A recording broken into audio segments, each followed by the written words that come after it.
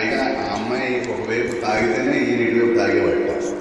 మరి ఎక్కడ వెళ్ళలేదు ఇలాంటి సంఘటన. చిన్నప్పటి నుంచి కూడా పంచుకునే ధోరణి. అది ఎలా వస్తుందండి చెప్పండి. అది ఎంత విచిత్రంగా ఉంది చూడండి, వినడానికి ఎంత ఆశ్చర్యానందంగా ఉందో చూడండి. ఆ అమ్మాయి తాగితే నేను తాగుతాననే వయసు, ఆ వయసులో అలాంటి ఉంటాయా అటువంటి భావాలు? ఒక తల్లి దగ్గర ఎవరు మన భగవాను, రమణ భగవాను చిన్నతనంలో బాల్యంలో ఇంకా అంటే పాలు తాగే వయసే, కానీ కొంచెం ఎక్కువ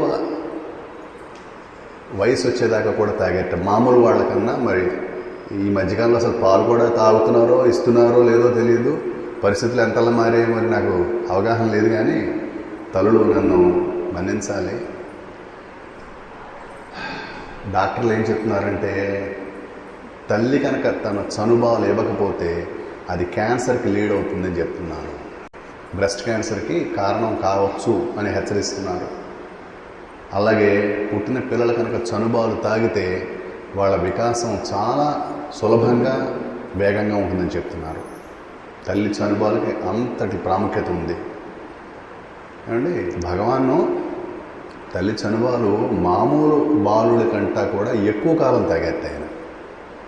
అలాగే ఆ పక్కన అమ్మాయి పేరు మీనాక్షి. ఆ పక్క ఒక పక్క ఇంకో పక్క అనే పిల్ల తాగితే కానీ ఈయన తాగేవాడు కాదుట. అంటే దీన్ని ఏమంటాం మనం? పంచుకోవడం అంటాం. మన యొక్క సంపదని, మన యొక్క ఆహారాన్ని, అవకాశాన్ని ఇతరులతో పంచుకోవడం. ఒక సూక్తి ఉంది, పంచుకో పెంచుకో, పంచుకున్న వాడికి పెరుగుతుంది. నువ్వు పెంచుకోవాలని కోరుకున్నావంటే ముందు పంచుకోవడం నేర్చుకో.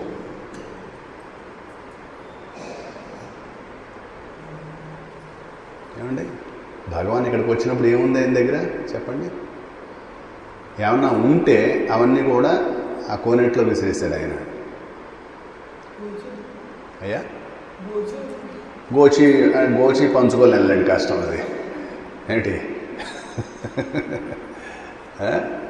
గోచి తప్ప ఏమీ లేదు ఆయన దగ్గర. గోచి కూడా ఇమ్మంటే ఇచ్చేస్తాడు ఆయన. చాలా రోజులు కూడా అలాగే ఉన్నాడు. ఏమండి, సిగ్గు ఎగ్గు ఏం లేదు. అంటాడు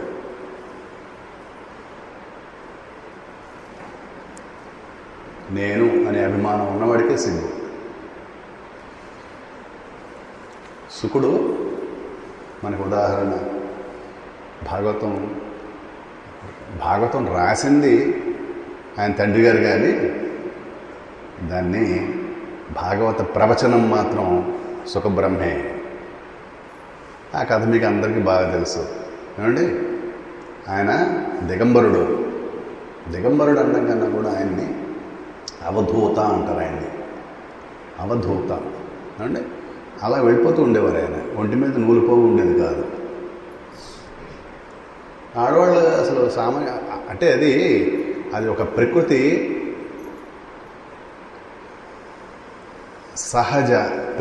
సహజ స్పందన. ఆడవాళ్ళకి ఏం అనిపించలేదుట. ఆయన పెద్దవాడే, చిన్నవాడేం కాదు, కుర్రాడేం కాదు, యవ్వనంలో ఉన్నవాడే. ఆయన నడిచి వెళ్ళిపోతుంటే వీళ్ళు అలాగే స్నానం చేస్తున్నారో, నీళ్ళు పెట్టుకుంటున్నారో, ఏది చేస్తారో వాళ్ళ పనులు వాళ్ళే షాక్ అయిపోలేదు. ఆయన వెళ్తుంటే అలాగే సుఖబ్రహ్మ సుఖయోగీంద్రుడు నగ్నంగా వెళ్ళిపోతుంటే ఎవరో ఏమి మామూలుగానే అనుకున్నట్టు వాళ్ళు, ఏం స్పందన లేదు, షాక్ అయిపోలేదు వాళ్ళు. అయ్యో ఏమిటని కూడా చూడలేదు కేసు. ఆ తర్వాత ఆయన తండ్రి గారు వెళ్ళట్టు అలాగే. ఆయన దిగంబరుడిగా వెళ్ళాడు. ఆయన ఒంటి మీద వస్త్రాలు ఉన్నాయి. ఒకసారి ముసుగులు వేసుకున్నట్టు వాళ్ళందరూ, చీరకొంగులు ముసుగులు, ఒకళ్ళేమో ఇలా పక్కకి తెరడం. అయ్యో పెద్ద ఆయన వస్తున్నారు. అది చూసేటప్పుడు కొంచెం బాధ వేసింది ఆయనకి. అంటే మా అమ్మ పిల్లాడే కదండి, ఇందాక వెళ్ళాడు, ఒంటి మీద ఊలిపోలేదు వాడికి. నేను ముసలాడిని, అన్నీ ఉడికిపోయిన ముసలాడిని, నన్ను చూసి మీరేంటమ్మా అంత ఫీల్ అయిపోతున్నారు, నాకెంత బాధగా ఉంటుంది అన్నట్టు ఆయన. తన బాధ బాబు అసలు ఆయన మాకు ఒక గాలి తెమ్మెర, పిల్ల తెమ్మెర అలా వెళ్తున్నట్టుగా ఉంది మాకు. అంతగా ఆయన నిరహంతని సాధించాడు, దేహాభిమానాన్ని పోగొట్టుకోవడాన్ని సాధించాడు, దాని యొక్క శూన్యాన్ని సాధించాడు ఆయన. అంచేత అది సహజంగా గాలిలో అలాగా అది ప్రసరిస్తుంది, ఆ భావం మనకు అందుతుంది అది. ఏమండి అలాగా సదాశివ బ్రహ్మేంద్ర కూడా అంతేనండి అండి. సదాశివ బ్రహ్మేంద్ర మన తెలుగువారు, కైకలూరు, అది కైకలూరు దగ్గర ప్రాంతం, ఏ ఊరు చూడాలి కానీ కైకలూరు దగ్గరలోనే వారిది. సదాశివ బ్రహ్మేంద్ర సరస్వతి ఆయన పేరు. మీరు కొన్ని పాటలు వినే ఉంటారు. సర్వం బ్రహ్మమయం అని ఒక పాట ఉంది. శంకరాభరణం సినిమా చూస్తే అందులో పాట వేశారు. మానస సంచరరే అని ఒక పాట పెట్టారు అందులో. మానస సంచరరే, సర్వం బ్రహ్మమయం రే, ఇలా పాటలు రాశారని. అద్భుతమైన కీర్తనలు, పెవరే రామరసం, ఇది కూడా ఏదో సినిమాలో పెట్టినట్టున్నారండి. అగో సినిమాలో మనకు బాగానే అందించారు. బాగా ఏంటంటే మనకి బాగా తెలుస్తాయి సినిమాలో పెడితే. అది ఒక మంచి మీడియం అది. ఒకప్పుడు ఎటువంటి కచేరీ అయినా సరే సదాశివ బ్రహ్మేంద్ర కీర్తనలు, అట్లాగే నారాయణ తీర్థ తరంగాలు, జయదేవ అష్టపదులు, ఇవి పాడితే కానీ పూర్తయ్యేవి కాదు. మామూలుగా త్యాగరాజ కీర్తనలోనూ రామదాస్ కీర్తనలు అందరూ పాడతారు. ఇవి పాడితే కానీ సంపూర్ణమయ్యేవి కాదురా. ఎందుకంటే వాళ్ళు అంతటి మహానుభావులు. ఆ సదాశివ బ్రహ్మేంద్ర సరస్వతి ఒంటి మీద నోరుకో ఉండేది కదా ఆయనకు కూడా అండి. అద్భుతమైన కథలు అవన్నీ కూడా. అలాగే మన భగవాన్ కూడా కొంతకాలం ఒంటి మీద ఏమీ ఆచ్ఛాదన లేకుండా దిక్కులే అంబరంగా, దిక్కులే వస్త్రాలుగా ధరించాడు. శివుడు పేరు నిలబెట్టాడు. నిజంగా ఉంటారా అలాంటివి, అలాంటి వాళ్ళు అని అనుకోకుండా మనం శివుడని పేరు, వ్యాఘ్ర చర్మాంబరాయచ అనే పేరు, మాతంగ వసనుడని పేరు. మాతంగం అంటే ఏనుగు, ఏనుగు వస్త్రం, ఏనుగు తోలు కూడా కప్పుకున్నాడు ఆయన. కానీ ఇలాగ పేర్లున్నాయి, ఇవన్నీ నిజమేనా అనుకుంటాం మనం. అది నిరూపించాడు మనకి. దిగంబరుడు అనేటువంటి మాటని భగవాన్ నిరూపించాడు మనకి. ఇట్లాగ మనం ఏమండి ఏదో వంక పెట్టుకుని మహాత్ముని స్మరించుకుంటాం. ఇప్పుడు గణపతి ముని గారు నువ్వు అలా చేసావు, నీకు ఇలా ఎంత గొప్పవాడు అని కీర్తిస్తున్నాడు. ఆయనకి ఆయన యొక్క స్వరూపం తెలియక కాదు, ఆయన స్వరూపం ఆత్మయే, పరమాత్మయే అని తెలుసు ఆయనకి. అయినా సరే ఎంతసేపు కీర్తిస్తాడు పరమాత్మ పరమాత్మ అని. ఏముంటాయి మాటలు పరమాత్మని కీర్తించడానికి? మౌనమే భాష దానికి. పరమాత్మని కీర్తించాలంటే మౌనాన్ని మించింది లేదని చెప్పారు. మౌనంగా ఉండడమే ఆయన సమగ్రమైన కీర్తన, సంకీర్తన. భగవాన్ కూడా మౌనంగానే కీర్తించాడు చాలా కాలం అరుణాచలేశ్వరుడిని. ఏమంటే ఆయనకి ఊసిపోలేదు, ఈయనకి ఊసిపోలేదు అని చేత ఆయన వచ్చాడు. వచ్చి నాయన నువ్వు ఇలా మౌనంగా ఉంటే నాకు కొంచెం తోచట్లేదు ఈ మధ్యన అని చేత నువ్వు కూడా కొంచెం వాక్యాల్లో మంచి మంచి పదాలు నన్ను కీర్తించన్నాడు. మొదలుపెట్టాడు ఆయన. ఒక్కసారి అలాగా చిన్న హింట్ ఇచ్చాడంతే, అక్కడి నుంచి వాగ్ధార అలా మొదలైంది. మనకి చక్కటి రచనలన్నీ వచ్చాయి. ఈ రోజున మనం అంటే సత్ కాలక్షేపం చేసుకుంటున్నాం. మనం సత్ కాలక్షేపం, సత్యాన్ని గూర్చినటువంటి కాలహరణం ఇది. కాలక్షేపం అంటే ఏంటి ఏమండి? టైంని గడపడం. కాలక్షేపం అంటే ఇది. ఎలా గడపాలంటే సత్యాన్ని గురించి ఆ కాలాన్ని వెచ్చించాలి. ఎందుకంటే ఒక హెచ్చరిక ఉంది, కాలక్షేపో న కర్తవ్య క్షీణమాయు క్షణే క్షణే యమస్య కరుణా నాస్తి. నీ క్షణం కూడా నీ పర్మిషన్ లేకుండా, పాపం నీ యొక్క పర్మిషన్ ఏమీ అక్కర్లేకుండా అనుక్షణం టక్ టక్ టక్ మనం వెళ్ళిపోతుంది. అది క్షీణము ఆయు క్షణే క్షణే, ప్రతి క్షణం క్షీణించిపోతుంది అది. నువ్వు దాన్ని లెక్కట్లేవు, నువ్వు నీ తరం కాదు. అంతలా చక్కగా అది టక్ టక్ గడిచిపోతుంది అది. అంచేత కాలక్షేపో న కర్తవ్య, నువ్వు కాలక్షేపం చేయడానికి కుదరదు. యమస్య కరుణా నాస్తి. ఉన్నాడు, అందరికీ ఉన్నాడు. ఒక్కడే యముడు, 10 రకాలుగా ఏం లేడు, ఒక్కడే ఉన్నాడు వాడు. ఎవరెవరి టైము వాడికి తెలుసు అన్నీ కూడా. ఆ టైంకి వస్తాడు, మన అడగడు ఇంకా. ఏమండి, అడిగితే ఎవడో రాడు చేత. అయితే ఇంకోడున్నాడు, ఏంటి, ఎప్పుడు ఈ శరీరాన్ని వదిలేద్దామా అని చూసేటువంటి పురుషులు, జ్ఞానులు ఉన్నారు. దాన్ని ఏమంటున్నారు వాళ్ళు, కూలివాడు నెత్తి మీద మూటను మోసినట్టుగా మోస్తాడు జ్ఞాని అంటున్నాడు. ఎట్లా అయితే కూలివాడు ఎప్పుడు దించేద్దామా అని చూస్తాడు ఆ లగేజ్ని, ఇంకా వాడికి లగేజ్కి మోస్తే డబ్బులు వస్తాయి, వీడికి డబ్బులు కూడా రావు. వీడికి, ఈ జ్ఞానికి ఫ్రీ సర్వీస్ ఇది, ఉచితం అని చెప్పాం కదా నిన్న, జ్ఞానం ఉచితం అని చెప్పాం కదండి. ఇప్పుడు ఇవాళ నిన్న చెప్పుకున్నట్టున్నాం మనం ఉచితం అనే మాట. అలాగా ఆయనంతా ఉచితం పాపం, ఫ్రీ సర్వీసు అని చేత ఎప్పుడు ఈ శరీరం అనేటువంటి మూట, లగేజ్ వదిలిపెడదామా అని చూస్తూ ఉంటారట ఆయన. అలాంటి వాళ్ళ దగ్గరికి ఈయన పెడుతూ ఉంటాడట. ఇప్పుడు మాకు శరీరం కావాలి, మేము ఇంకా 10 రోజులు బతుకుతాం అన్న 90 ఏళ్ల వాళ్ళని కూడా ఎటువంటి హెచ్చరిక లేకుండా తీసుకుపోతున్నాడు కనపడకుండాను. ఎవడైతే బాబు నాకు వద్దు దీన్ని పట్టుపో అంటాడో వాడి దగ్గరికి వెళ్ళి, మరి ఏమండి ఇంకా కొంతకాలం ఉంటారా తమరు? చూడండి ఈశ్వరుడి యొక్క లీలా విలాసాలు ఎలా ఉంటాయో. అడిగేవాడికి ఎవడో, అడగని వాడికి లాక్కుంటుంటాడు వెళ్ళి, వాడి దగ్గర ఉన్నది కూడా లాగేస్తూ ఉంటాడు. ఇవన్నీ ఈశ్వరుని యొక్క ఏంటి చిలిపితనాలు ఇవన్నీ. యమస్య కరుణా నాస్తి, కర్తవ్యం, యముడికి కరుణ లేదు. మరి ఏంటి కర్తవ్యం? హరికీర్తనం అన్నాడు, శివకీర్తనం, ఆత్మవిచారం. నీవెవరో తెలుసుకుని తద్వారా ఈ దేహాభిమానాన్ని వదులుకో, తద్వారా ఆత్మని తెలుసుకో, ఆత్మవిచారం ద్వారా. అండి మన గణపతి ముని గారు అన్నీ తెలుసు ఈ కీర్తనలన్నీ కూడా. నువ్వు కుమారస్వామి అవతారం, ఆయన అవతారం, ఈయన అవతారం అవి కూడా ఉన్నాయి. కానీ వాటి అన్నిటి సారాంశం అంతా కూడా ఆయన యొక్క అలవోకగా, అప్రయత్నంగా, అతి సాధారణంగా, సహజంగా వచ్చినటువంటి ఆత్మ సాక్షాత్కార జ్ఞానం ఆయన యొక్క సహజ స్వభావం. 54 ఏళ్ళు కూడా ఒకే దృష్టిలో, ఒకే నిష్టలో కొనసాగారు ఆయన. ఏమండి, ఇది అత్యద్భుతమైనటువంటి సంఘటన. ఇది నిజంగా ఆధ్యాత్మ చరిత్రలోకెల్లా చరిత్రాత్మకమైనటువంటి సంఘటన ఇది. మనం మళ్ళీ ఎక్కడ చూడడం ఇంత అద్భుతమైనటువంటి విషయాన్ని.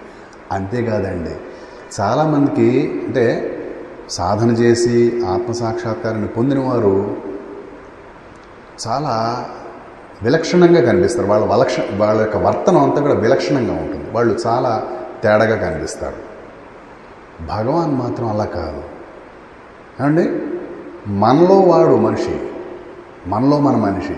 గోచి ఒకటి పెట్టుకున్నాడని తప్ప తేడా. ఏమంటే మీ మాటలు మీతో మాట్లాడతాడు, ఆవిడ మాటలు ఆవిడతోటి, ఆయన మాటలు ఎలా ఉన్నాయండి, ఈ మధ్య ఉన్నాయా, తాపి వాళ్ళు బాగా దొరుకుతున్నారా? మీరు చూడండి, ఒకసారి సంభాషణ చూడండి. ఎంత సహజంగా ఉంటాడో ఆయన, మనలో మనవాడుగా ఉంటాడు. ఆయనకి ఏదో గొప్ప గొప్ప మహిమలు ఉన్నాయంటే మనకు పట్టాన నమ్మకం కుదరదండి.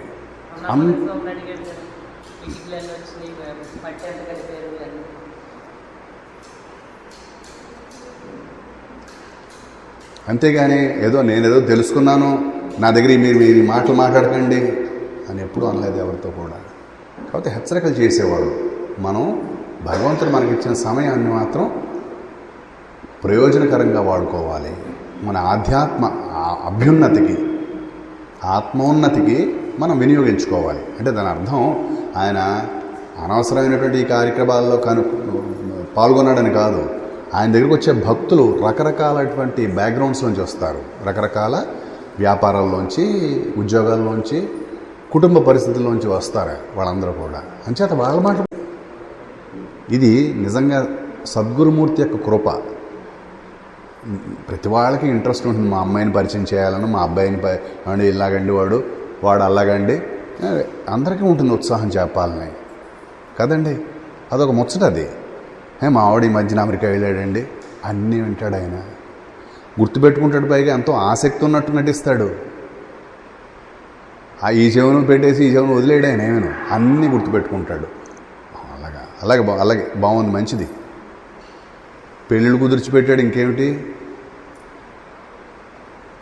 ఎంత సహజంగా ఉన్నాడు. అలనాడు మన శ్రీకృష్ణుని గురించి విన్నాం మనం.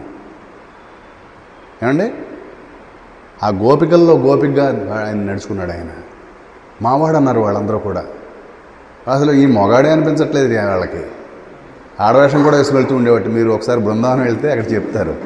ఏమండి, ఆడవేషాల్లో ఎక్కువ తిరిగేవాటి ఆయన. మారు వేషాలు వేసుకుని అచ్చో ఆడవాళ్ళు గోపికలే అనుకునేవాట.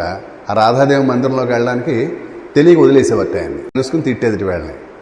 ఆడు వచ్చినవాడు ఎవరు, నా పని పాడు చేయడానికి వచ్చాడు ఆయన అని చెప్పి రాధాదేవి కోపడేది వాళ్ళని. అమ్మ ఆయన మాకు తెలియలేదండి, ఆడవేషం చూసి గోపిక అనుకున్నాం, పంపించేసాం, ఏదో మీకు ఫ్రెండ్ అనుకున్నాం. అలనాడు శ్రీకృష్ణుడు ఆ విధంగా సంచరించాడు. ఎంత మొత్తం సృష్టి యొక్క రహస్యం అంతా కూడా గుప్పిడి పెట్టుకున్నవాడు, సృష్టి యొక్క ఆధిపత్యాన్ని గుప్పిడి పట్టుకున్నవాడు. ఎలా నడిచాడు ఆయన?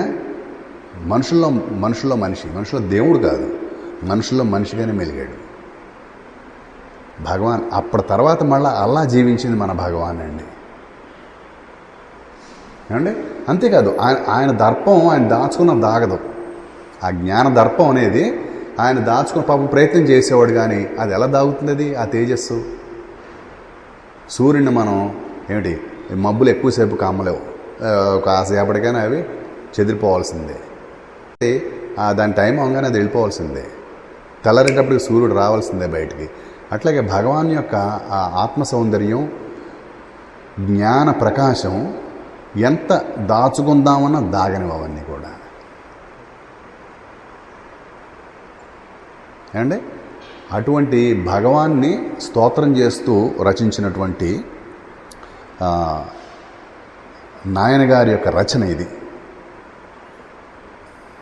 రమణ చత్వారింశత్.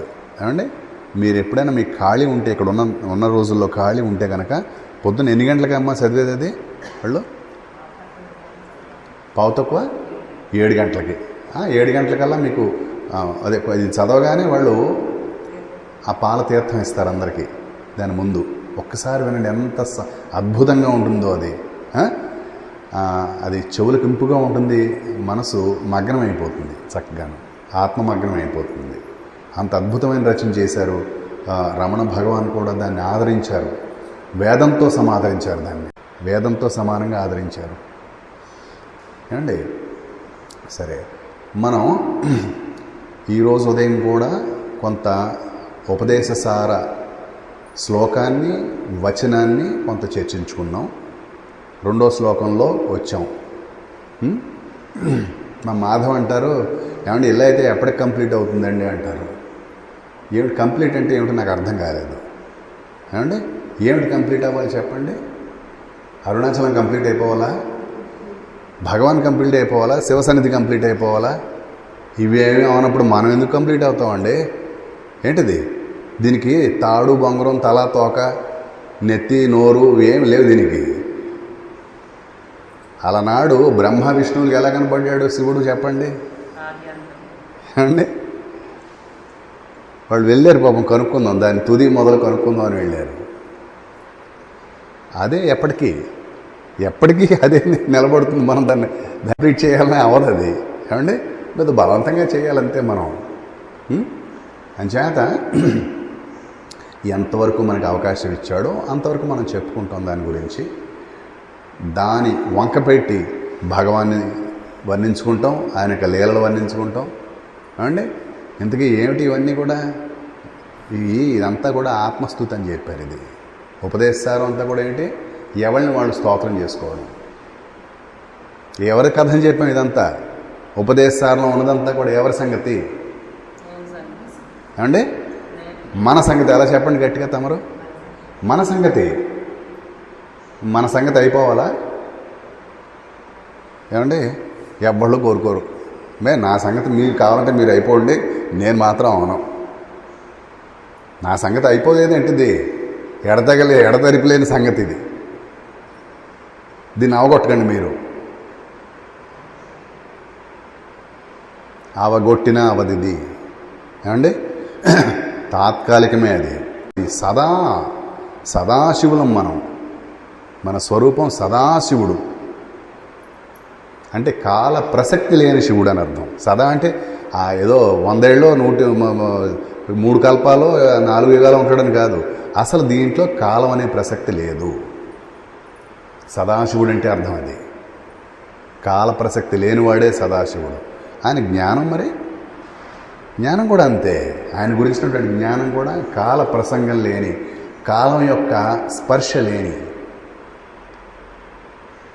కాలం దాన్ని స్పృశించలేదు. అది మన స్వభావమే అని తెలుసుకోవడం బాగోలేదా చెప్పండి? కాలస్పర్శ లేకపోవడం మన స్వభావం, మన స్వరూపం. కాలానికి గురి అయ్యేటువంటి దేహం కాదు మన స్వభావం.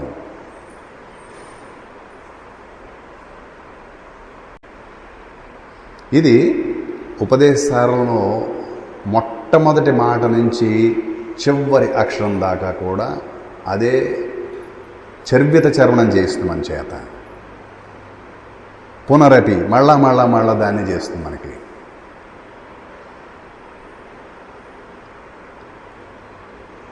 ఇప్పుడు ఈ శరీరం ఏం చేస్తుంది చెప్పండి? అది దాని పని, అలాంటి పని చేయడానికి ప్రయత్నం చేస్తోంది. పునరపి జననం, పునరపి మరణం. పొద్దున ఒక పాట పాడుకున్నాం. ఇట్టి రోత పుట్ట నేల, కొన్నాళ్ళు మనము పుట్టి గిట్ట నేల. ఇట్టి రోత పుట్ట నేల, కొన్నాళ్ళు మనము పుట్టి గిట్ట నేల. పుట్టి గిట్టి కష్టమంతా ఏలా మనకు. పుట్టి గిట్టి కష్టమంతా ఏలా మనకు. పుట్టాని గిట్టాని అట్టి గుట్టు తెలిసి బ్రతుకు. ఇప్పుడు ఆత్మ సదాశివుడు అని చెప్పాము, శరీరం కూడా దాన్నే కాపీ కొడుతుంది. ఆ జ్ఞానాన్నే కాపీ కొడుతుంది. అంటే మనం ఎలా ఉన్నాం, మన నీడ ఎలా ఉంటుందో, అవునా కాదండి? మనం పరిగెడితే మన నీడ కూడా పరిగెడుతుంది. అట్లాగే ఆత్మ ఎలా ఉండాలో, ఎలా ఉంటుందో దాని స్వభావాన్నే శరీరం కూడా కాపీ కొట్టాలని ప్రయత్నం చేస్తుంది. నేను చావకూడదు అనేటువంటి అహంకార భావం ఏదైతే ఉందో అది సహజమే నీకు అంటున్నాడు భగవాన్ కూడా.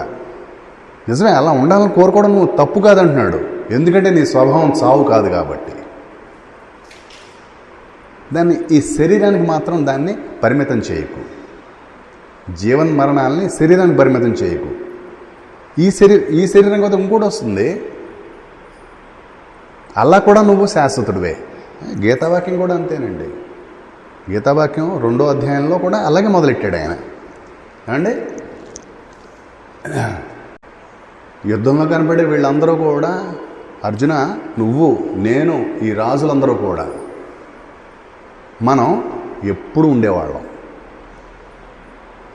నువ్వు ఇప్పుడు చంపినా వాళ్ళు ఉంటారు అలాగా.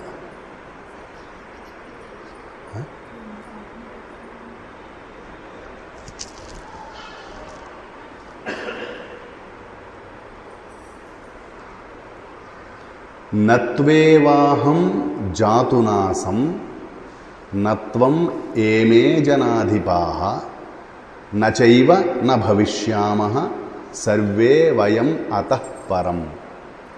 ఈ రాజులు, నువ్వు, నేను, మనందరం ఎప్పుడు ఉంటానురా. అసలు ఏం బెంగలు వదులు, బెంగలు పక్కన పెట్టు. నువ్వు బెంగ పెట్టుకోవడానికి అసలు ఆస్కారం లేదు. ఏ రకంగా ఆత్మస్వరూపం అనుకో మనం. ఆత్మకి పుట్టుక లేదు, గిట్టుక లేదు, దాంట్లో కాల ప్రసక్తి లేదు.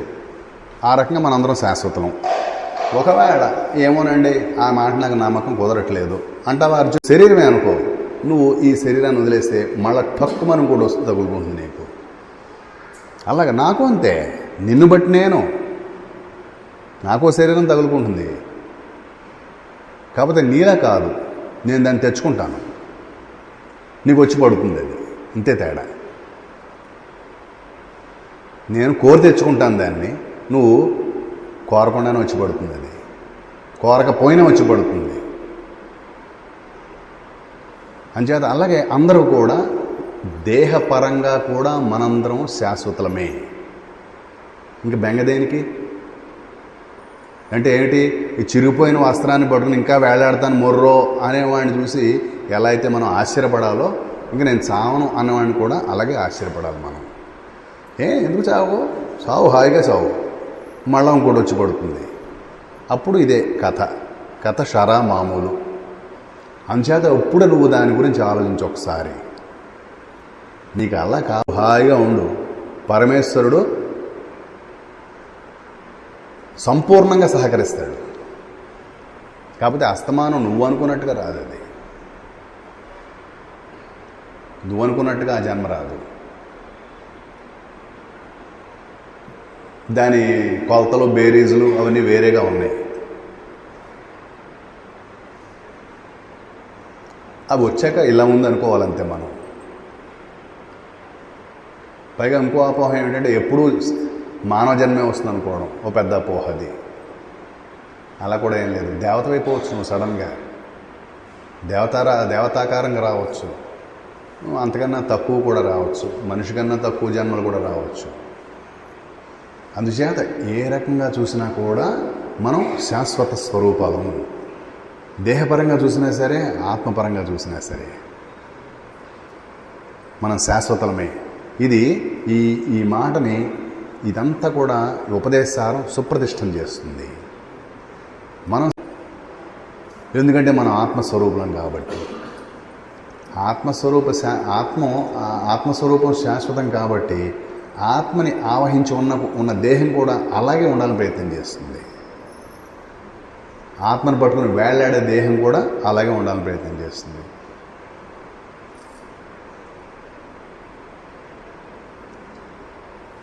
ఏమండి, ఒకసారి శ్లోకాలు మనం మననం చేసుకుందాం. సంస్కృత శ్లోకాలు. ఛందస్సు ఏం చెప్పామండి దీని పేరు గుర్తుందా?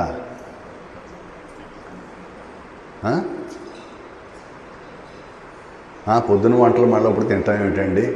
ఏ పూటగా ఆ పూట వేడివేడిగా వండుకోవాలి కొత్త వంటలు.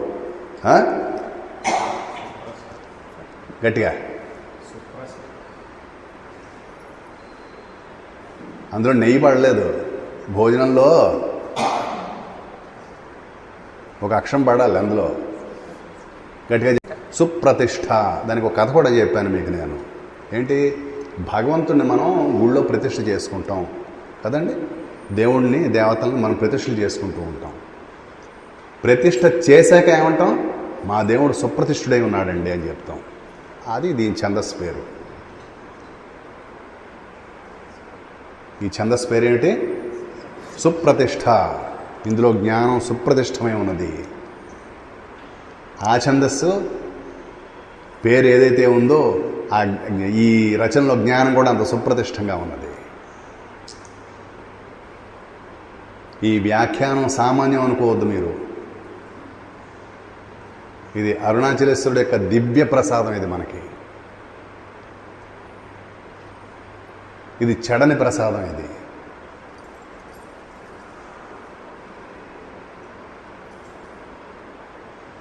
అండి. అట్లాగే పద్యాలు ఏం చెప్పుకున్నాం మనం? పద్యాలే ఛందస్సు అండి. ద్విపద అనేటువంటి ఛందస్సుల్లో ఉన్నాయి.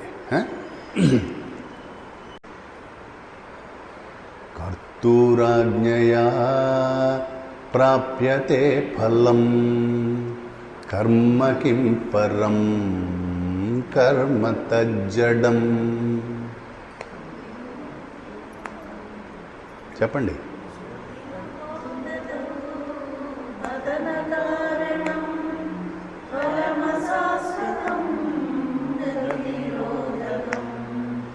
కర్తూరాజ్ఞయా ప్రాప్యతే ఫలం కర్మ కిం పరం కర్మ తజ్జడం.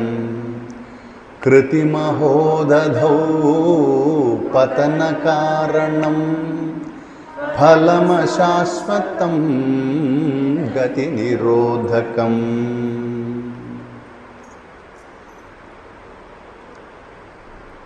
అలాగే తెలుగు.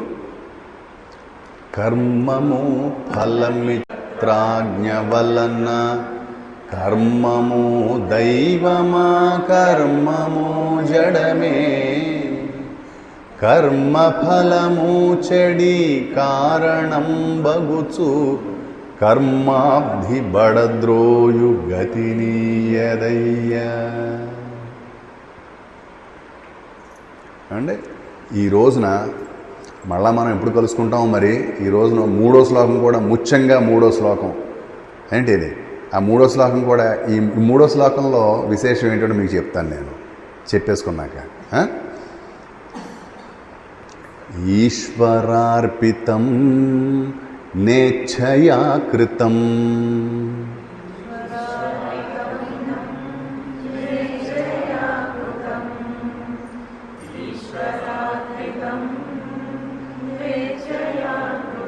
అండ్ అందరూ ఈ చక్కగా ఈ చిన్న పుస్తకాలు తీసుకోండి, చూపించండి ఒకసారి. రేపు ఎక్కడ దొరికితే అక్కడ ఆ పుస్తకం అంతా. ఈశ్వరార్పితం నేచ్ఛయా కృతం,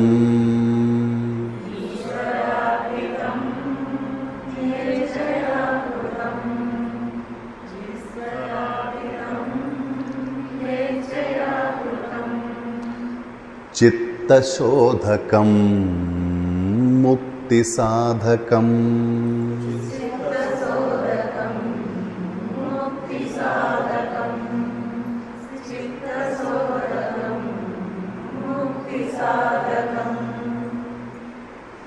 చెప్పగలరా? మీ అంతటా మీరు చెప్పండి. ఈశ్వరా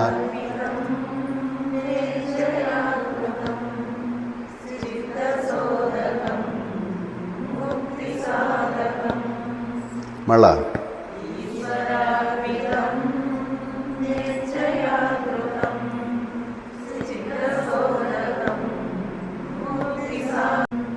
అండి తెలుగు వినండి. కర్తర్పిత ఫల నిష్కామ్య కర్మంబు, మళ్ళా చెప్తాను. కర్తర్పిత ఫల నిష్కామ్య కర్మంబు, చిత్తశుద్ధి నొసగి చేర్చును దారి. కర్తర్పిత, అది చక్కగా చెప్పారు మీరు, స్పష్టంగా చెప్పారు, అందరూ స్వచ్ఛంగా చెప్పారు. కర్తరర్పిత అన్నమాట. కర్తర్పిత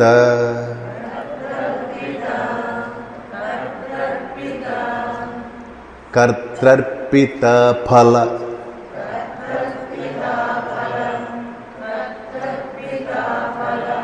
నిష్కామ్య కర్మంబు,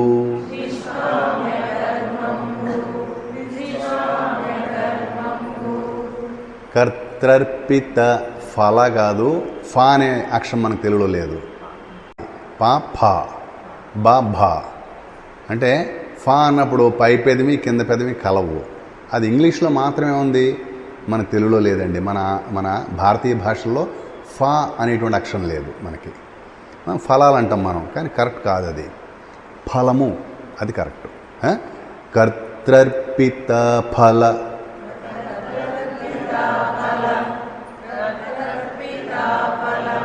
నిష్కామ్య కర్మంబు,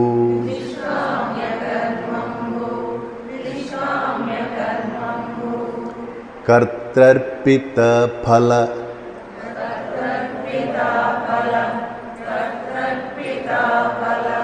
నిష్కామ్య కర్మంబు,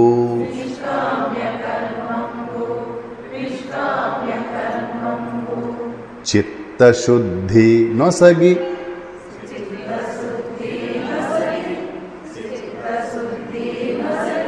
చేర్చును దారి.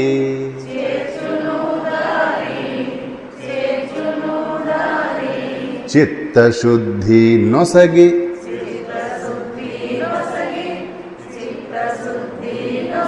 చేర్చును దారి.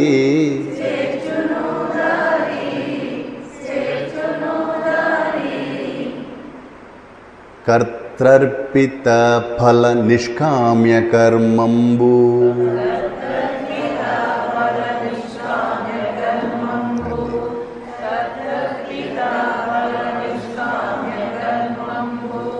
కర్తర్పిత ఫల నిష్కామ్య కర్మంబు.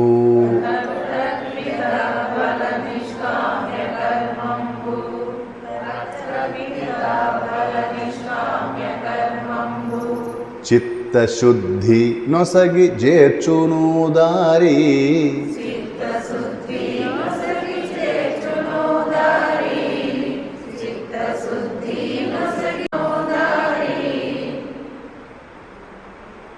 ఏమండి, మనం మొన్న దక్షిణామూర్తి స్తోత్రంలో ఆఖరి శ్లోకం చెప్పుకుంటున్నాం. ఒకసారి మనం ప్రసంగించుకున్నాం దాన్ని. అందులో ఏం చెప్పారు? తేనాస్య శ్రవణాత్ తదర్థమననాత్ ధ్యానాత్ చ సంకీర్తనాత్. సంకీర్తన అంటే ఏంటి? సమ్యక్ కీర్తన. కీర్తనలో అండి నువ్వు అంతటి వాడివి ఇలాగానే పొగడ్డం కీర్తన. లీలా విశేషాలు, జ్ఞాన విశేషాలు, అవతార విశేషాలు, అలా రకరకాల పొగడ్డం. ఇది కూడా ఒక రకమైన పొగడితే. ఇది ఏమిటి పొగడతంటే ఆత్మస్థుతి అన్నారు. ఆత్మను స్తోత్రం చేయడం ఇది. అయితే సమ్యక్ కీర్తనలో ఏమొచ్చి చేరతాయంటే అందులో చక్కటి భావం చేరుతుంది, చక్కటి రాగం చేరుతుంది, చక్కటి తాళం చేరుతుంది దానికి. అది అప్పుడు దాన్ని సమ్యక్ కీర్తన అన్నారు. సంకీర్తన అంటే అది. సమ్యక్ అంటే కాంప్రహెన్సివ్, ఆల్ ఇంక్లూజివ్, అంటే అన్నిటినీ కలుపుకొని పోయి భావ రాగ తాళాలని. మన భారతదేశానికి పేరు అందుకనే వచ్చింది. భావ రాగ తాళయుక్తమైన జీవితం గలవారు భారతీయులంటే. ఇంకో అర్థం ఏంటంటే భా అంటే జ్ఞానము, రత అందులో ఇష్టం కలిగిన వారు, అందులోనే రమించేవారు, జ్ఞానంలో రమించేవారు భారతీయులు. ఇప్పుడు చెప్పండి, ఇండియా అంటే ఏం బాగుందండి అసలు? ఏమిటి ఆ మాటకు అర్థం ఏమన్నా ఉందా పోనంటే ఆ పెట్టినవాడికి తెలియదు. వాడేదో అన్నాడు, మాది ఇండియా అండి, India is my country, India is a very great country. ఇవి ఆ భారతం ఎంత అద్భుతమైన మాట పెట్టాడో చూడండి వాడు. భా అంటే జ్ఞానము, రత అందులో రతి కలిగిన వాడు, అందులో రమించేవాడు, అందులోనే ఓలలాడేవాడు, ఈదులాడేవాడు. జ్ఞానంలో ఈదులాడేవాట. మనం అందరం కూడా ఊరినే పెట్టరండి పేర్లు. ఈ పేర్లు మనం పెట్టుకున్నావు కాదు, ఇవి భారత అనే పేరు మనం పెట్టుకున్నది కాదు. అది అది పుట్టినప్పుడే, ఈ భారతదేశం పుట్టినప్పుడే దానికి పేరుతో పుట్టింది. అది మనందరం కూడా అలాగే పుట్టాం. జ్ఞానానికి, ఇటువంటి వైభవానికి వారసులం మనందరం కూడా. ఇప్పుడు భారత అని చెప్పుకోవడానికి ఏమైనా వెనకాడతాం మనం? చెప్పండి, ఈ అర్థం తెలిసాక.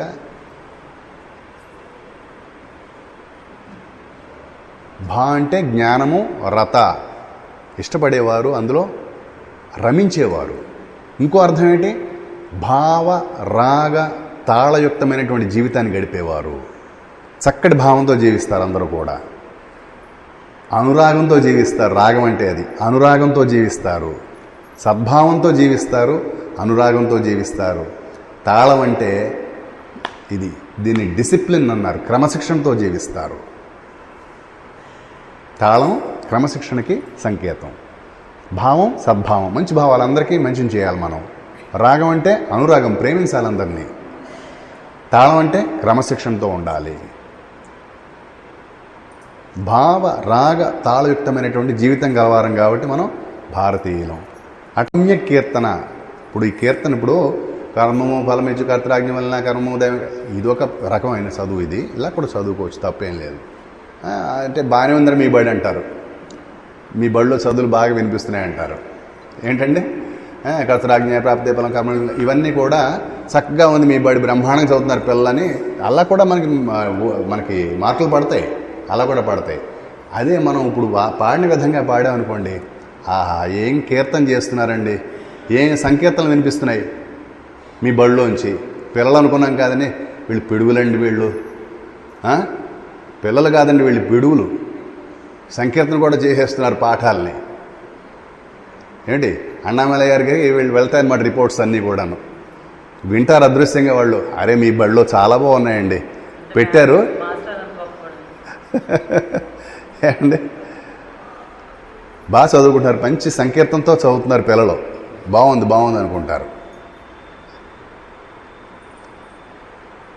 ఏమండి చక్కటి మనం చక్కటి తాళంతో చూడండి. కర్మము ఫలమిచ్చు, కర్మము ఫలమిచ్చు, అలాగ చేయొచ్చు. కర్మము ఫలమిచ్చు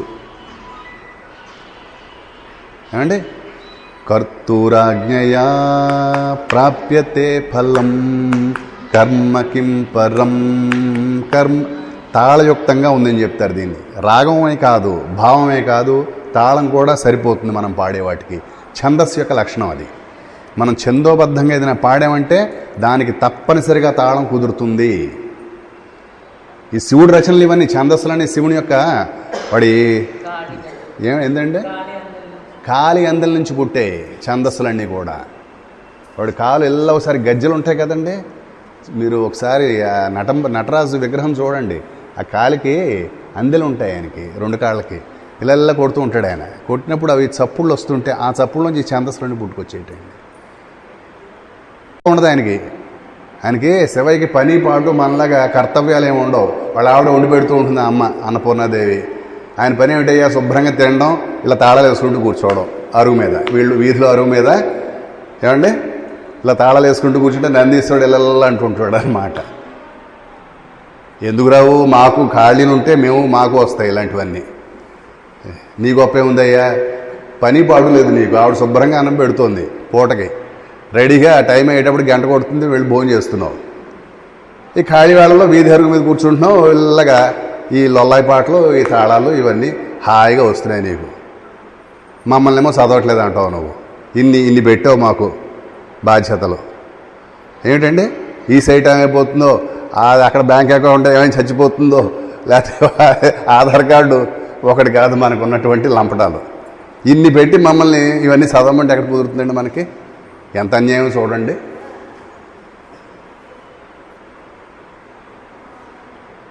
ఏంటండి అట్లాగా ఈ సంకీర్తనతోటి మన హృదయం ఇందులో ఉండేటువంటి భావాన్ని చాలా త్వరగా ఆకలింపు చేసుకోగలుగుతుంది. సంకీర్తన పరంగా భగవాన్ను కూడా అండి అక్షరమణమాల్ని శంకరాభరణ రాగంలో కూర్చారు దాన్ని. అట్లాగే మళ్ళీ ఏకాత్మ పంచకాన్ని శంకరాభరణ రాగంలో ఇలాగ పాడాలేమ్మా అని చెప్పి నాగమ్మ గారికి చెప్పారు. ఆయన దగ్గరుండి నేర్పించారు. తాళం రాగం కూడా ఆయన కట్టారు. అప్పటివి రాగాలన్నీ క్రమేపీ మర్చిపోయాం మనం, కానీ ఇప్పుడు కూడా చక్కగా పాడుతున్నారు. మంచి ఛందస్సులు, మంచి రాగాలతోటి పాడుకుంటున్నారు అందరూ కూడా. ఏమండి మనం ఆ రకంగా భావరాగ తాళయుక్తంగా పాడుకుంటే మనకి త్వరగా అది హృదయంలో తిష్ట వేసి కూర్చుంటుంది. త్వరగా మనకి ఆకలింపు అవుతుంది, అవగాహన అవుతుంది, దాని యందు ప్రీతి పుట్టుకొస్తుంది. ఎప్పుడు దాన్ని స్మరించుకుంటూ ఉంటాం. తేనాస్య శ్రవణాత్, వినడమే కాదు, దాని అర్థాన్ని గ్రహిస్తూ ఉంటాం. ధ్యానాత్, దాన్నే ధ్యానం చేస్తూ ఉంటాము. ఇది చాలా సులభం అవుతుంది. మనం ఏ పనిలో ఉన్నా కూడా ధోరణి దాని మీదే ఉంటుంది. పోకడకి లొంగిపోదు ధోరణి. శరీరం లోకం యొక్క పోకడకి ధోరణి లొంగిపోదు. సంకీర్తన యొక్క పరమార్థం అది. త్వరగా మనలో తిష్ట వేస్తుంది. సో మనం నిన్న ఇంచుమించుగా ముగింపుకు వచ్చాం మనం ఈ 2వ శ్లోకాన్ని. ఇవాళ 3వ శ్లోకం చెప్పేసుకున్నాం ముందే. ఏమండి ఈశ్వరార్పితం నేచ్ఛయా కృతం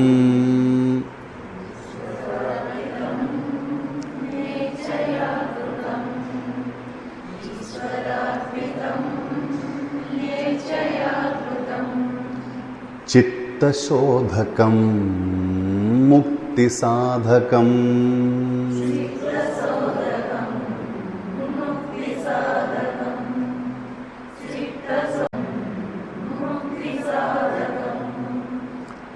కర్తర్పిత ఫల నిష్కామ్య కర్మంబు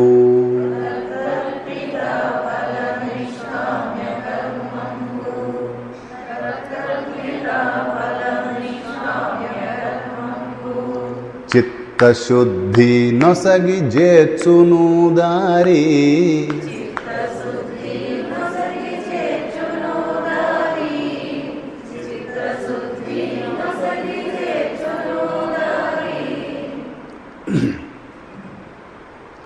అండి. నిన్న 2వ శ్లోకంలో ఏం చెప్పాము?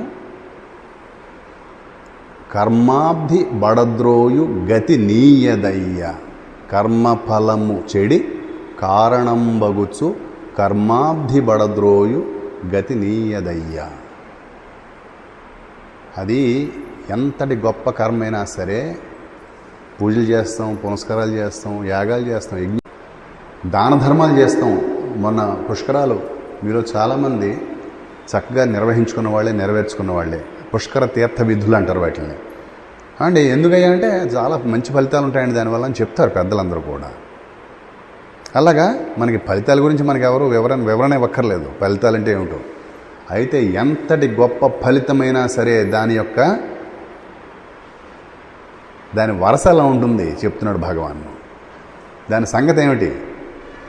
కర్మఫలము చెడి అంటున్నాడు ఆయన. అది పరిణామం చెందుతుంది నాయన. అది అలాగే ఉండదు. ఈరోజు ఇక్కడ యాపిల్ పెట్టి వెళ్ళు, నువ్వు 10 రోజుల తర్వాత మార్పు వస్తుంది. ఇంకో 10 రోజుల తర్వాత కొల్లడం మొదలెడుతుంది.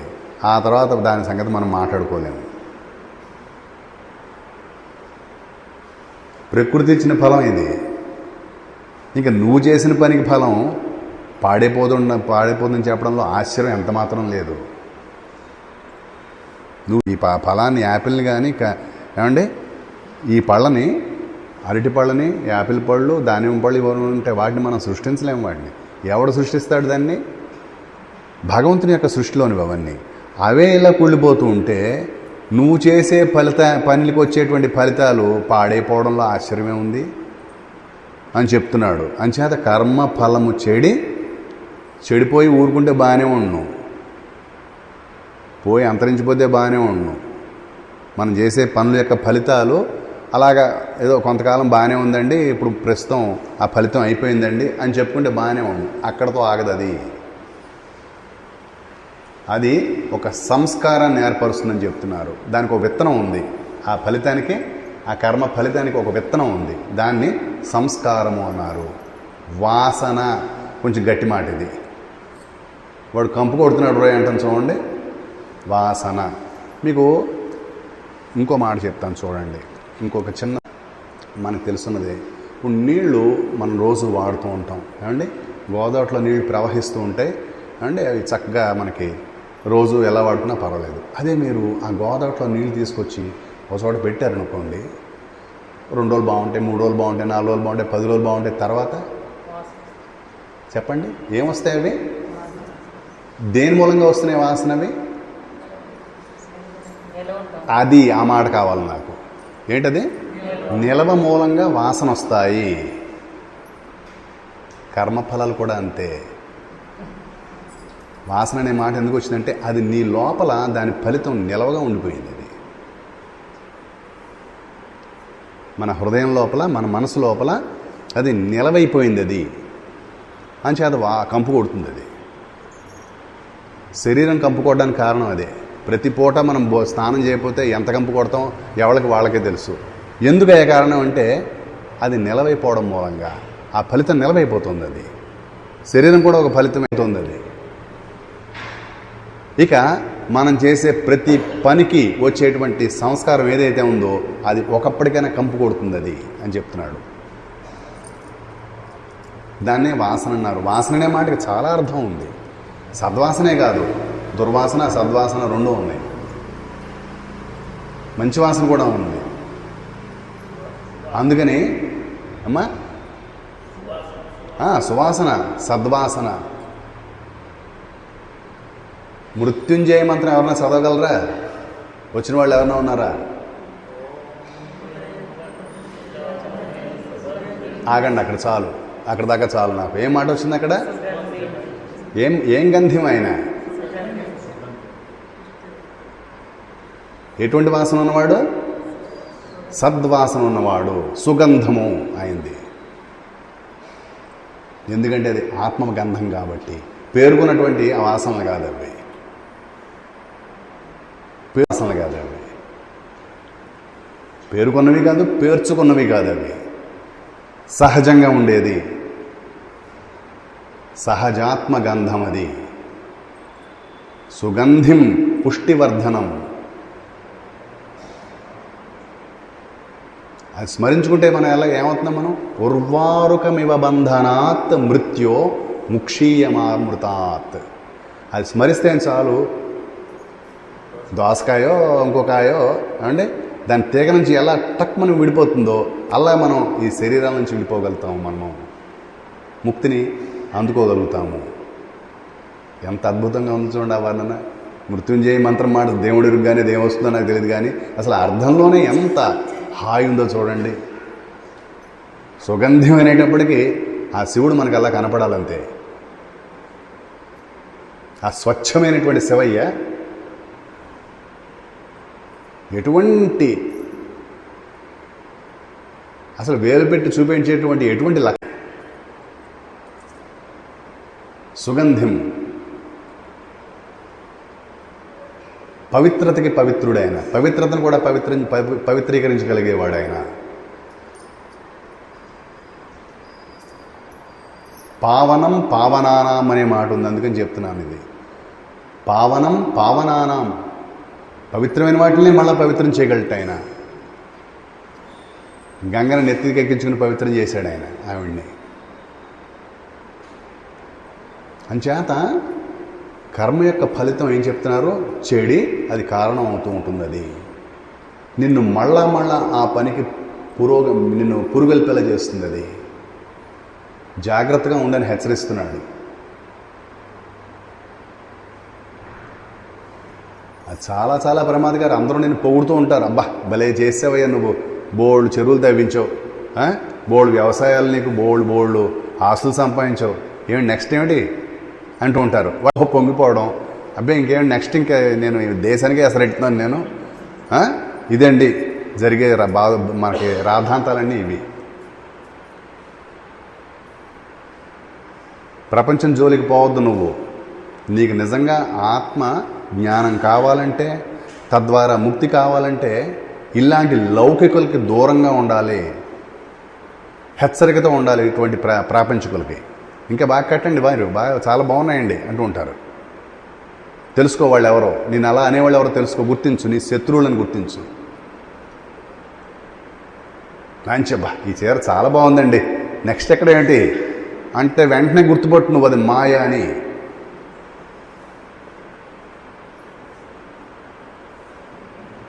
నీ యొక్క హాయిని తీసేసేదే మాయ. నీకు నువ్వు హాయిగా ఉంటే దాని కుళ్ళు తట్టుకోలేదు. అది ఎక్కడెక్కడ ఎలా ఉందో అదంతా మాయని గుర్తించు.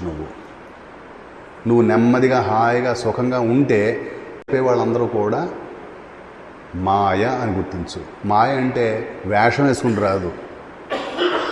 మెళ్ళో బేళ్ళ పెట్టుకుని, ఈ మధ్యన అన్నీ అవే కదండి మెళ్ళో బేళ్ళలో.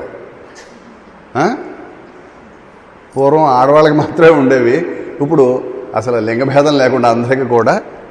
మరి ఆ ముళ్ళు ఎవరు వేస్తారో తెలియదు కదా నాకు. ప్రతి వాళ్ళకి ఏ ఆఫీస్కి వెళ్ళినా ఇక్కడ బేళ్ళల వాళ్ళకి ఆ బాసు వేస్తాడేమో వీళ్ళందరికీ రకాల ముళ్ళు, 10 ముళ్ళు, 3 సాలవని. అలాగా అలా వేసుకుని మాయ అని పెట్టుకుని రాదు. మన అమ్మలాగే ఉంటుంది, మన నాన్నలాగే ఉంటుంది. అది మనం బాగా క్లోజెస్ట్ ఫ్రెండ్ లాగే ఉంటుంది. మా ఫ్రెండ్ చెప్పేటంటేనండి అసలు తిరుగు ఉండదండి, చాలా మంచివి చెప్తూ ఉంటాడు నాకు అనుకుంటావు నువ్వు, కానీ వాడే నీకు వెనకాల గోతులు తవ్వుతున్నాడు. నువ్వు ఇంకా బాగా సంపాదించరా, నువ్వు అమెరికా వెళ్ళు, దుబాయ్ వెళ్ళు, ఇలా చెప్పే వాళ్ళందరూ కూడా వాళ్లే. నిన్ను నీ దూరం చేసే వాళ్ళందరూ కూడా మినహాయింపు లేకుండా మాయా స్వరూపాలు. నీ సుఖాన్ని, నీ హాయిని వంచింపజేస్తున్నారు. గుర్తుపెట్టుకో. ఇది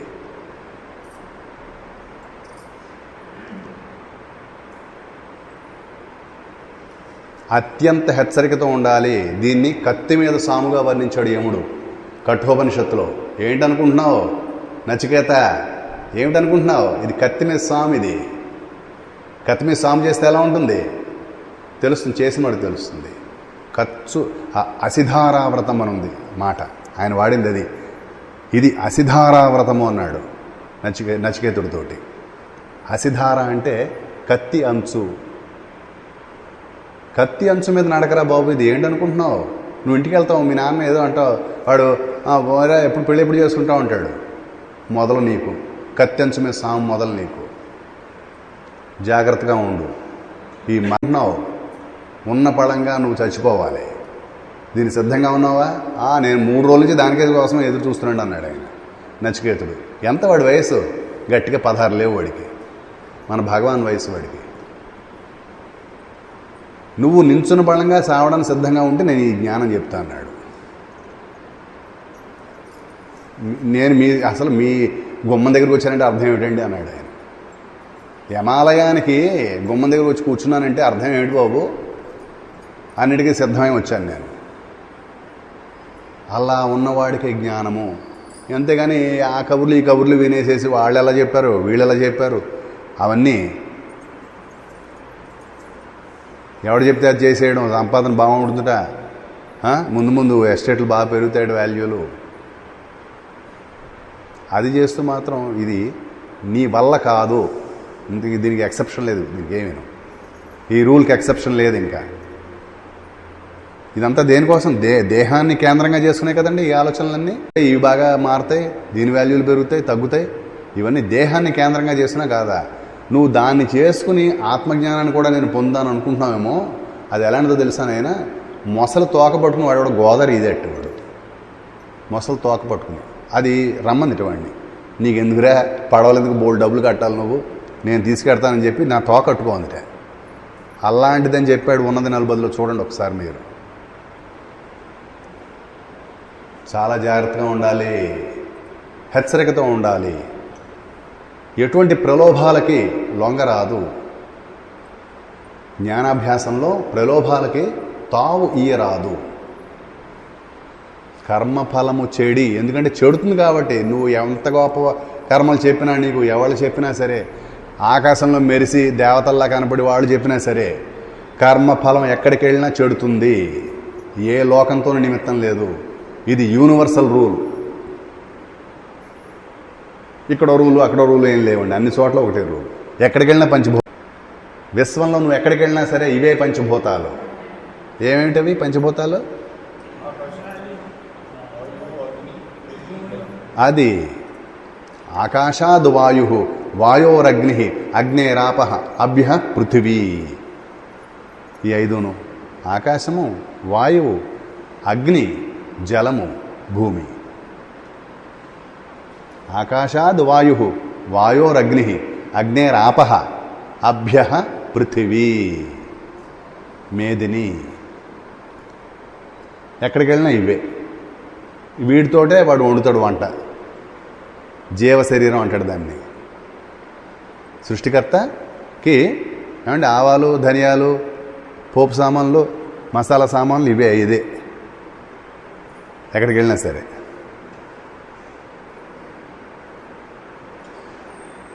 అవి ఒకటంటే ఒకటి పడదు బయటికి. ఈ 5ంటికి ఉండేవి. ఇవేం పంచపాండవులు ఏం కాదు, అంత కలిసికట్టుగా ఏమి ఉండవు. ఇవి కలిసికట్టుగా ఉన్నట్టు కనిపిస్తాయి మన శరీరంలో. ఎప్పుడు వదిలిపోదామా, ఒకరిని వదిలని చెప్పి వదిలిపోదామని చూస్తూ ఉంటారు వాళ్ళు. దానికోసమే వాళ్ళ ప్రయత్నం అంతా, జీవితం అంతా. ఒక్కసారి ఆ టైం వచ్చిందా మళ్ళీ అవి ఒకదానితోటి కలవు. నిప్పు నీరు ఏంటంటే ఎలా కలుస్తాయండి?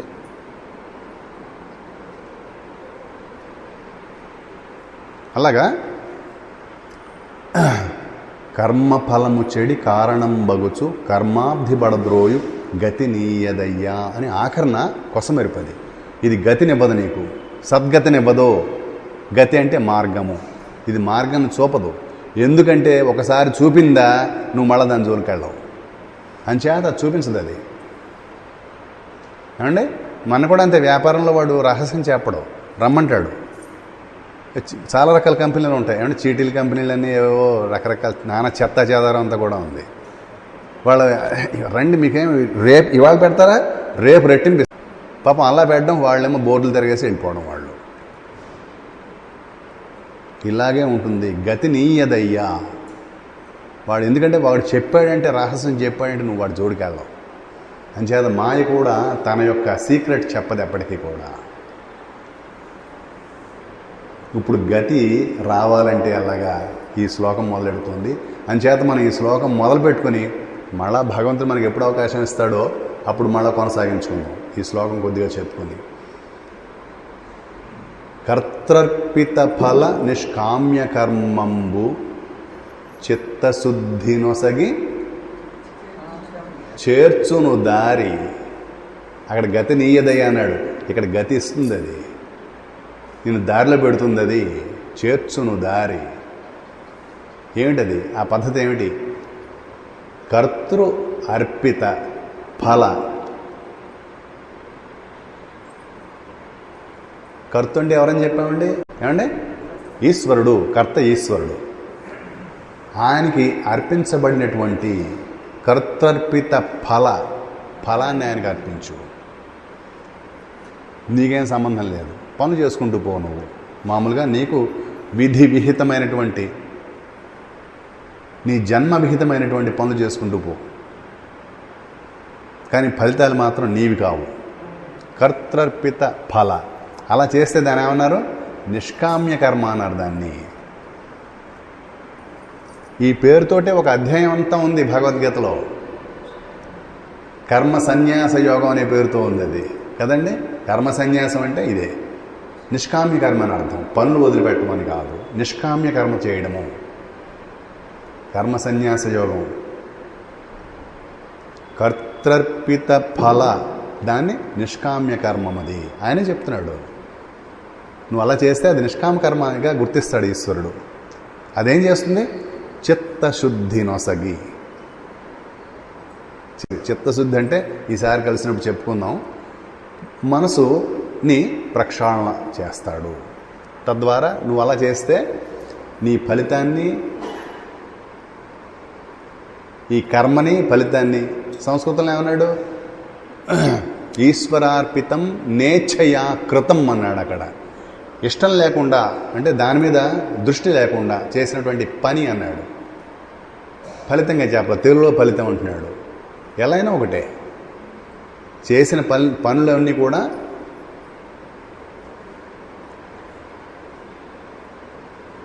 దాని మీద తాదాత్మ్యం లేకుండా, దానితో తాదాత్మ్యం లేకుండా, దానిపై అపేక్ష లేకుండా చెయ్యి.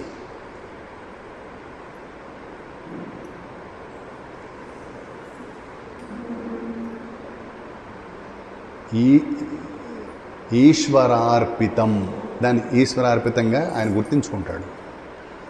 నువ్వు ఎలా చేస్తావు? ఈశ్వరుడిగా చేసుకోగలవు అంతే. ఆయన దాన్ని తీసుకుంటాడు.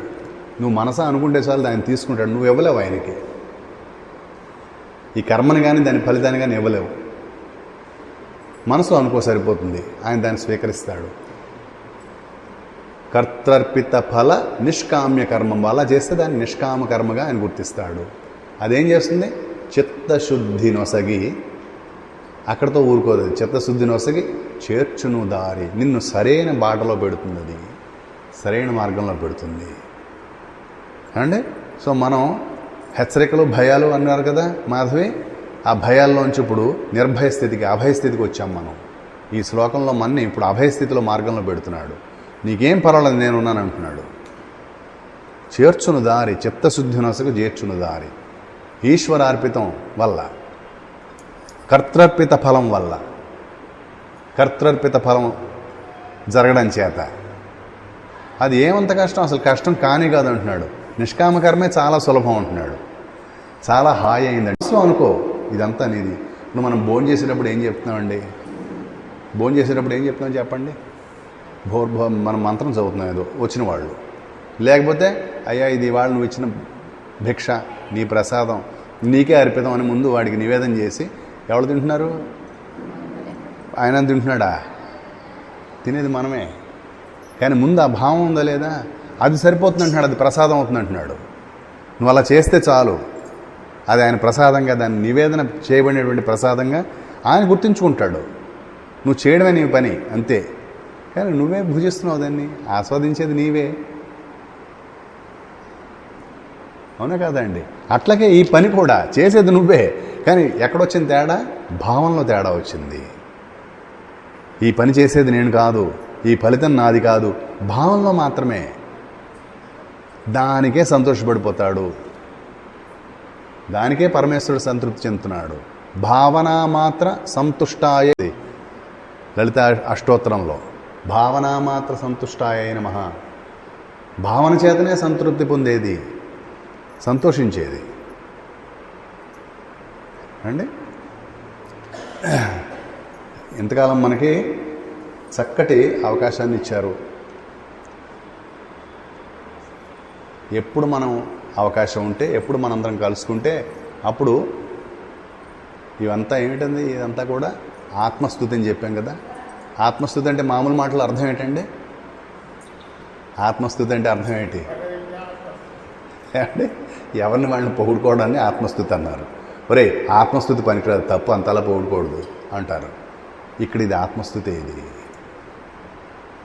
ఇది ఎవరికి వాళ్ళని పొగుడుకోవడం కాదు, అందరిలో ఉండేటువంటి ఆత్మని మనం సంకీర్తన చేసుకోవడము.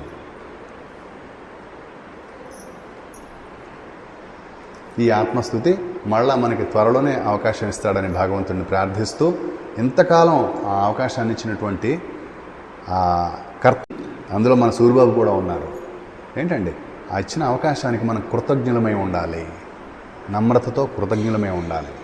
పరమేశ్వరుడు ఈ సమయాన్ని, ఈ అవకాశాన్ని, స్థలాన్ని, ఎందుకంటే కాలము దేశము రెండు ఆయన యొక్క ముఖ్యమైన ఆయుధాలు. స్పేస్ అండ్ టైం రెండు ఉండాలి. ఆ రెండింటిని ఇచ్చాడు మనకి పరమాత్మ. అంతేకాదు చక్కటి సద్బుద్ధిని ఇచ్చాడు మనకి, మంచి మాటలు విందాం అనేటువంటి సద్బుద్ధిని ఇచ్చాడు. ఇచ్చినవాడు వాడు ధన్యుడు. నిజంగా మనకు కూడా అటువంటి సద్బుద్ధిని ఇచ్చాడంటే, అటువంటి ప్రసాదాన్ని ఇచ్చాడంటే వాడే ధన్యుడు మనకంట కూడా.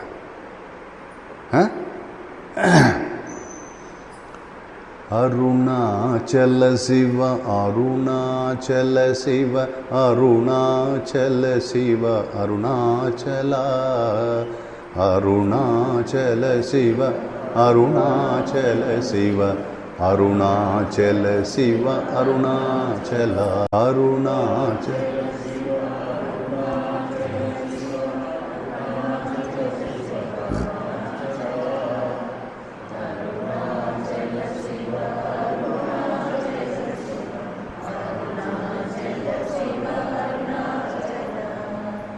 అరుణా